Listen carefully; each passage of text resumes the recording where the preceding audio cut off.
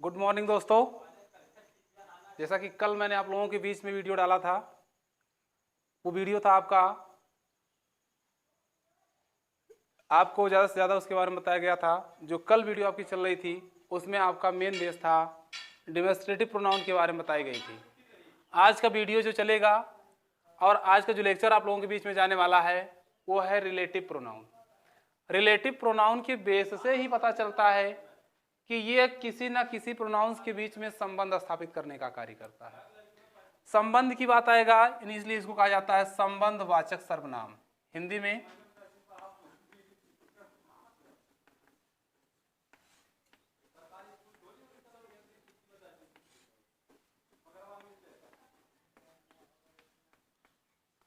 अब संबंध दिखाएगा तो कुछ ऐसे वर्ड होते हैं जो रिलेटिव प्रोनाउन के अंतर्गत में रखे जाते हैं और एक दूसरे के बीच में रिलेशनशिप की बात करते हैं। जैसे हो गया हु, whom, which,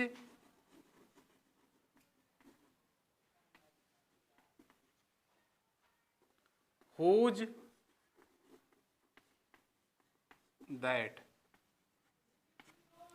ये जो होते हैं ये सब रिलेटिव प्रोनाउन के अंतर्गत में रखे जाते हैं। ये वर्ड जब भी आते हैं तो एक दूसरे को इंडिकेशन की बात ही करते हैं। अब जैसे केस में इनका यूज कहाँ कहाँ पे होता है ये भी जानना आपके लिए जरूरी होता है, तो ध्यान रहे हु का प्रयोग सब्जेक्टिव केस में होता है, सब्जेक्टिव केस में होता है, और होम का प्रयोग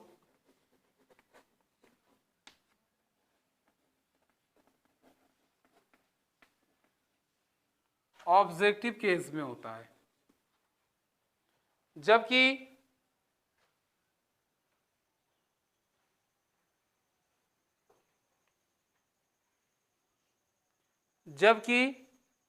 which का प्रयोग जो होता है, ध्यान रहे ये बहुत ही इंपॉर्टेंट होता है। यानी which का जो प्रयोग होता है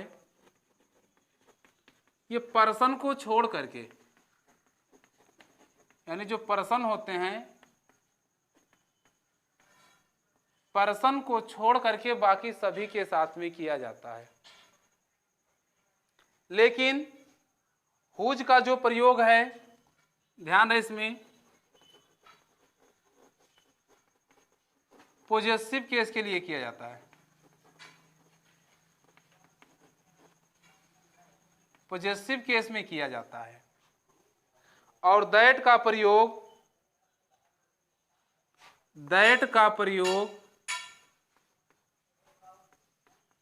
सभी के साथ में किया जाता है, यानी आल के साथ में। ये चीज आपके दिमाग में होना चाहिए। अगर ये चीज आपको मालूम रहेगा तो कहीं भी किसी भी प्रकार की त्रुटि आपको नहीं होगी किसी चीज का नॉमिनेशन करने के लिए। बता दें एक बार, ध्यान दीजिए। हु का प्रयोग सब्जेक्टिव केस में, हुम का प्रयोग ऑब्जेक्टिव केस में, व्हिच का प्रयोग पर्सन को छोड़ करके। अगर कोई पर्सन है, पर्सन का मतलब कोई भी पर्सन हो, फर्स्ट पर्सन हो, सेकंड पर्सन हो, थर्ड पर्सन हो, किसी भी प्रकार का अगर करता है तो उसके साथ में व्हिच का प्रयोग कभी नहीं होगा। हुज का प्रयोग पॉजेसिव केस में किया जाता है। जब मामला किसी दूसरे के संबंध के पास पहुंचता है तब ऐसे केस में हुज का प्रयोग किया जाता है। और दैट का प्रयोग सभी के साथ में किया जाता है, चाहे वह सब्जेक्टिव केस में हो, ऑब्जेक्टिव केस में हो, किसी भी केस में हो, तो वहां पे दैट का प्रयोग किया जाता है। और एक सबसे आसान तरीका इसमें यही बताया जाता है कि जहां पर जैसे आपकी जिक्र चल रही है, यदि नाउन में, ध्यान रहे इसको नोट कर ले आप लोग। अब देखिए बताते, ये चीज ध्यान में आपके पास होना चाहिए कि हुज, हु, हुम, व्हिच, हुज और दैट, इनका यूज सब्जेक्टिव केस का मतलब होता है सब्जेक्ट नहीं, कर्ता की अवस्था में। जब ये कर्ता दोबारा जा करके किसी ऑब्जेक्ट का काम करता है तो वहां पर ये होम में परिवर्तन हो जाता है, हु का होम में परिवर्तन हो जाता है। व्हिच का प्रयोग पर्सन को छोड़ करके, पर्सन का मतलब होता है, इसके सामने आप लोग लिख लीजिएगा, पर्सन जैसे ही हो गया, सी हो गया, इट हो गया, आई हो गया, बी हो गया, यू हो गया, दे हो गया। यानी इसको छोड़ करके बाकी सभी के साथ में व्हिच का प्रयोग हम करते हैं। हुज का प्रयोग पॉजेसिव केस के लिए किया जाता है। जब इसका किसी से संबंध दिखाएगा तब इसके लिए हुज का प्रयोग किया जाएगा, और दैट का प्रयोग सभी के साथ में। दैट का यूज एक चीज हम और बताते हैं, नोट करके आप लोग लिखिएगा, जो आपके लिए बहुत ही इंपॉर्टेंट होगा।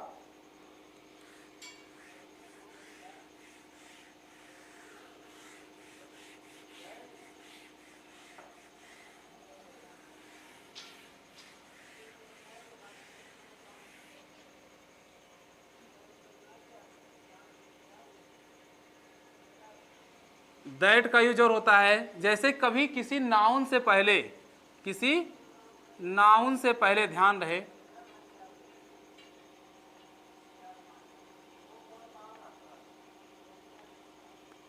बिफोर नाउन, यानी नाउन से पहले, यानी जब किसी नाउन से पहले द सेम, ध्यान रहे,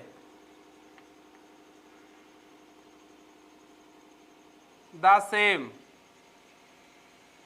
the only, the same, the only, superlative degree,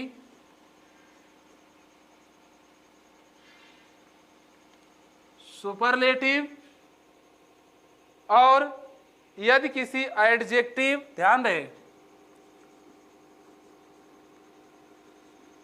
adjective, indefinite,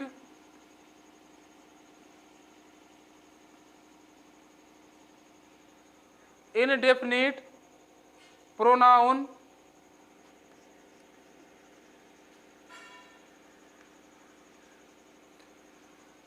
आए तो ऐसे केस में इनके साथ में दैट का प्रयोग किया जाता है। इन सभी के साथ में किसका प्रयोग किया जाता है?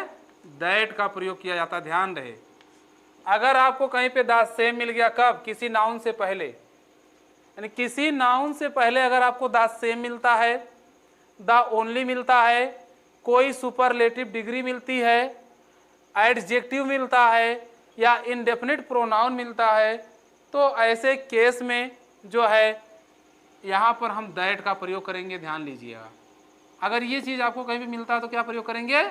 दैट का प्रयोग करेंगे। अब एग्जाम्पल के थ्रू हम आपसे बताते हैं और इस पर डिस्कशन भी करते हैं। तो जैसा कि पहला एग्जाम्पल आपके बीच में हम देते हैं कि कैसे एक दूसरे के बीच में संबंध स्थापित किया जाता है, कैसे बताया जाता है। हम लोग एग्जाम्पल के माध्यम से एक एक कंसेप्ट को क्लियर करते हैं। क्लियरिटी क्या होता है? हु का प्रयोग, होम का प्रयोग, व्हिच का प्रयोग, हुज का प्रयोग और दैट का प्रयोग, हम सभी के बारे में एक एक एग्जाम्पल आपको देंगे। और आपको ये चीज़ विशेष ध्यान होना चाहिए कि दैट का प्रयोग हम तभी करेंगे जब किसी नाउन से पहले, जब किसी नाउन से पहले द सेम आता है, द ओनली आता है, या सुपरलेटिव डिग्री की बात होती है, एडजेक्टिव आता है, इनडेफिनिट आता है, इंडेफिनिट प्रोनाउन आता है, तो ऐसे केस में हम उसके साथ में दैट का प्रयोग करते हैं। ये बहुत ही मस्त चीज़ें हैं, ध्यान रहे। दैट का प्रयोग यानी यूज ऑफ दैट, जो यूज आपका होता है वो यूज बहुत ही महत्वपूर्ण है। किसका? इसके, इन लोगों के साथ में। तो जैसे अब एग्जाम्पल की तरफ हम चलते हैं, एक एक एग्जाम्पल देते हैं। आपको बता भी दिया गया है रूल क्या बताया गया है कि हु का प्रयोग सब्जेक्टिव केस में, हुम का प्रयोग ऑब्जेक्टिव केस में, हुज का प्रयोग पर्सन को छोड़ करके, हुज का प्रयोग पॉजेसिव केस में, और दैट का प्रयोग सभी के साथ में।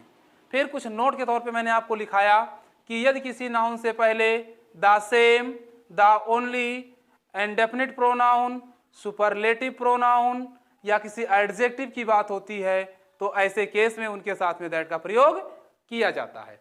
अब जैसा कि पहला एग्जाम्पल आपके सामने जाता है, हमने कहा कि ही इज द बॉय, ध्यान रहे, हमने लिखा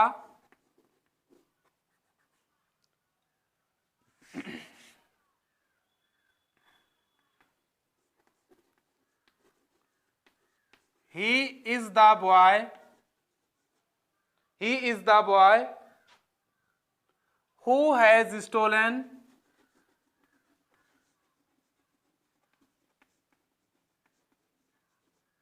my pen।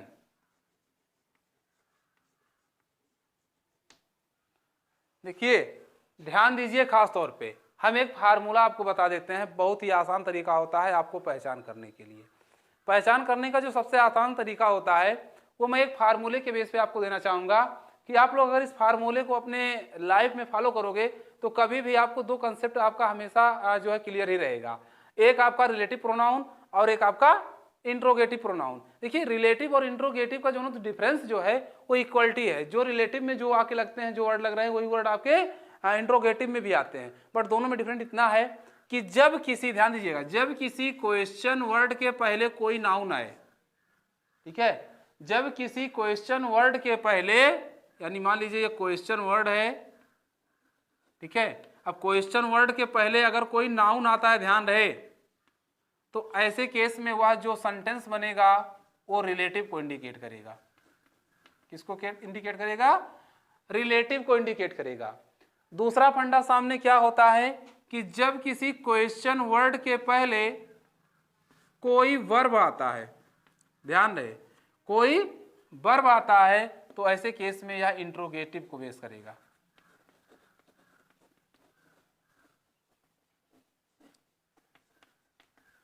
इंट्रोगेटिव को इंडिकेट करेगा। ये दो फार्मूला होते हैं। अगर यहीं पे कोई वर्ब, यहाँ पे किसी नाउन की बात कर रहा है तो ये सेंटेंस हमारा रिलेटिव को इंडिकेट करेगा। अगर यहीं पे कोई वर्ब होता तो ये हमारा इंट्रोगेटिव को प्रूव करता। ये फार्मूला बहुत ही इंपॉर्टेंट होता है आपको ज़्यादा से ज़्यादा डिफरेंट छांटने के लिए रिलेटिव और इंट्रोगेटिव के बीच में। खासतौर पे ध्यान, अगर ये फार्मूला आपके दिमाग में आता है तो आपसे कभी भी किसी प्रकार की त्रुटि नहीं होगी। दूसरा बेस मैं आपको बताना चाहूँगा कि जब भी आएगा तो इस क्वेश्चन वर्ड के बाद में जो रिलेशन बता रहा है इसके बाद में आएगा जो भी वह आपका वर्ब ही रहेगा, हेल्पिंग वर्ब रहेगा, किसमें? रिलेटिव में। लेकिन जब इंट्रोगेटिव की बात करेगा तो यहाँ पे ये नाउन का काम करना शुरू कर देता है। तो एग्जाम्पल के तौर पे हम देखते हैं। पहला एग्जाम्पल आपके सामने है, एग्जाम्पल से आते हैं। इसका अर्थ क्या हुआ? देखो, ही इज द बॉय, माने यह वही लड़का है, किसने? Who has stolen my pen, जिसने मेरा पेन चुराया। अब बताइए इसमें कोई प्रश्न की बात हुई है? नहीं हुआ है। क्या हो रहा है? केवल संबंध बता रहा, किसका? लड़के का और पेन का। यानी मेरे पेन और लड़के के बीच में जो संबंध बताने वाला वर्ड है, शब्द, वह कौन सा है? हु है। इसलिए हु यहाँ पे किसका काम कर रहा है? रिलेटिव का काम कर रहा है। क्यों कर रहा है? क्योंकि देखिए, ही इज द बॉय, माने ही इज द बॉय, माने यह वही लड़का इंडिकेट कर रहा है, ये वही लड़का है। कौन सा लड़का है? Who has stolen my pen, जिसने मेरे पेन को चुराया। यानी मेरे पेन को चुराने वाला कोई दूसरा नहीं है, यही लड़का है। मैंने संबंध बताया कि इस लड़के ने मेरे पेन को क्या कर लिया? चुरा लिया। तो ऐसे केस में ये हमारा रिलेटिव का इंडिकेशन वर्ड का रहता है हु। ठीक है। दूसरा एग्जांपल इसी के बीच में आपको देते हैं, ध्यान रहे। जैसे कहा गया कि this is the company, this is the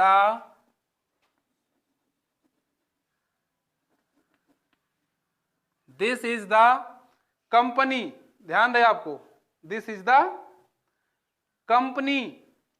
अब कौन सी कंपनी की बात करेगा? आप ही लोग जानिए।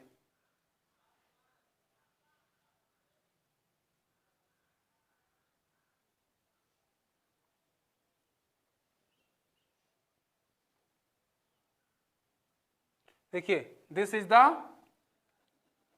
कंपनी। अब मैं बीच में डाट डाट देके छोड़ रहा हूं।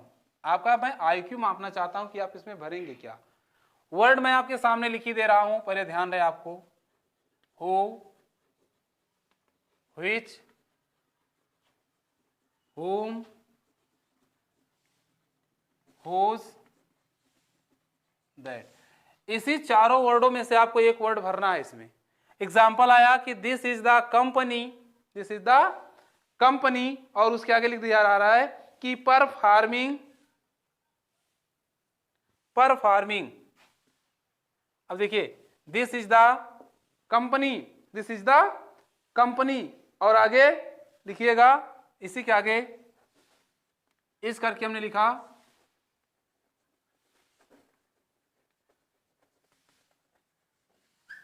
Performing daily, performing daily. अब मैं पूछूंगा भैया कि इसमें हम क्या भर सकते हैं। अब हम क्या भरे इसमें?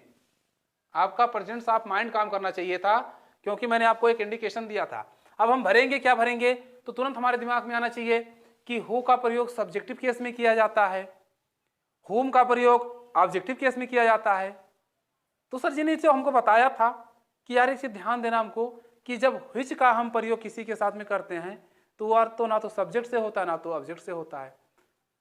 दूसरी बात ये दिमाग में आना चाहिए, यार सर जी हमको ये भी बताए थे कि अगर कहीं पॉजेसिव की बात होती है तो वहां पे तो which का प्रयोग होता है, अवाल तो सिंगुलर प्लूरल के लिए होता है, दैट का तो दैट का जब कहीं पर द सेम द ओनली की बात आता है या किसी एडजेक्टिव की बात आता है या किसी इंडेफिनिट की बात आता है तब तो दा का प्रयोग किया। अब यार क्या हो सकता है, अब दिमाग में आना चाहिए कि पॉजेसिव को यानी आप कहीं भी, हमने बताया था कि पर्सन को छोड़ करके अगर उसके स्थान पे कोई दूसरा प्रयोग किया जाता है, अब देखो यहाँ पर्सन का प्रयोग दिया तुरंत दिमाग में आ गया, हाँ यार यहाँ तो ही है, यहाँ पे दिस है, ओ ही तो पर्सन है लेकिन दिस पर्सन नहीं है, तो पहले पट से तुरंत रूल दिमाग में आएगा क्या, व्हिच वाला।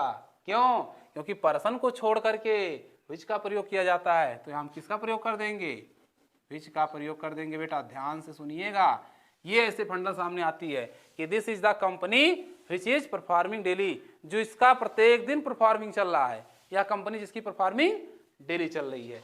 तो इस एग्जांपल्स के माध्यम से ऐसे आपको एक एक फंडा क्लियर करेंगे। अब हम चलते हैं आपके हुज वाले पे, किस पे, होम पे चलते हैं कि होम का इंडिकेशन कैसे हम करते हैं। तो जैसे एग्जांपल्स देते हैं, तीसरा एग्जांपल्स ध्यान दीजिएगा, चारों पांचों के बारे में एग्जांपल देंगे हम। जैसे कहा गया कि देखिए दे आर द प्लेयर्स, ध्यान रहे आपको, they are the players, they are the players, players ना लिखो गलत हो जाएगा, दे आर द प्लेज लिखो, they are the, they are the places. अब प्लेस की बात करता है तो बी हैव, देखिए बी हैव सिलेक्टेड, छोड़ रहा हूं यहां पे, फिर यहां पे दे रहा हूं बी हैव सिलेक्टेड, सिलेक्टेड। अब बताइए एग्जाम्पल में हम किसका प्रयोग करेंगे, अब दिमाग में आना चाहिए, पहले अर्थ निकालो क्या हो रहा है। अर्थ देखो, they are the players, player यानी प्लेज, वे क्या करते हैं, वे खेलते हैं, वे क्या करते हैं, प्लेयर्स करिएगा यार, दे आर द प्लेयर्स। अब बताओ यहाँ पे बात आती है सामने, खूब बढ़िया से समझ में आइएगा। देखिए दे आर द प्लेयर्स माने वे लोग हैं जो खिलाड़ी हैं, खिलाड़ी हैं। फिर यहां कह रहा है कि बी हैव सिलेक्टेड, यार हमने चुना, तो हमने चुना तो क्या किया, किसको चुना, किसको चुना, तो खिलाड़ियों को चुना ना। तो देखो हु माने क्या होता है, किसका, किसकी, ठीक है, लेकिन हु माने क्या होता है, किसको, हु मतलब क्या होता है, किसको, तो यहां पे क्या आ रहा है, किसको, जिसको, ठीक। तो क्या हो रहा है, कह रहा है कि दे आर द प्लेयर्स माने वे खिलाड़ी हैं, बी हैव सिलेक्टेड जिसको हमने क्या किया। अब देखो जो और जिसको में परिवर्तन हुआ कि नहीं हुआ, हु माने जो, अहु माने जिसको, तो किसमें गया, ऑब्जेक्टिव में गया कि नहीं गया। तो यहां पे हम क्या भरेंगे, होम, होम भरेंगे। चौथा एग्जांपल चलता हमारा सामने, कहा गया, अब जैसे आते हैं देखिए, हुच का भी हो गया, हु का हुच। अब आते हैं हम होम पे, किस पे आते हैं, होम पे। जैसे हमने कहा कि दिस इज द बुक, ध्यान रहे देखिएगा, this is the book, this is the book. अब हम इसमें क्या कर रहे हैं, स्पेस दे रहे हैं, देखिए क्या भरना है। अब हमने लिखा है पे all pages, all pages, all pages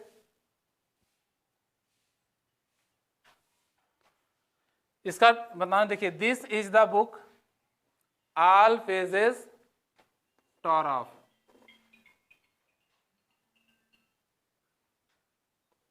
Tor off, tore of.